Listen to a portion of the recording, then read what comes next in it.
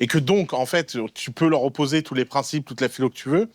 Il n'empêche, ils sont dans un sans faute en termes Sauf que tu ne peux pas critiquer le pouvoir en place. Mais tu sais, il est en mode oui, mais la liberté d'expression, tu peux pas critiquer le leadership. Ouais, effectivement, il y a des limites qui ont été clairement posées.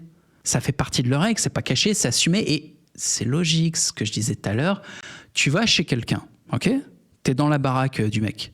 Tu vas lui cracher la gueule, tu vas l'insulter devant ses invités et tout. T'es chez lui. Le gars te vire, au mieux.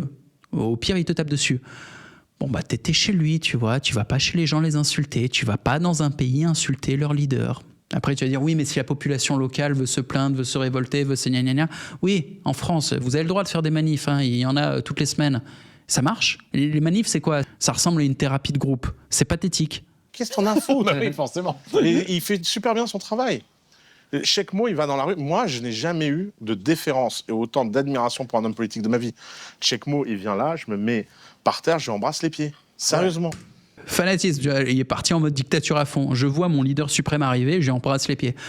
C'est beau. Putain, c'est beau.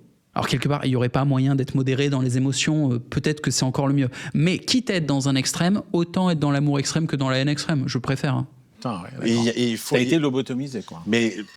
Et lui, il encaisse pas. Il est là, putain. T'as du mal. Hein.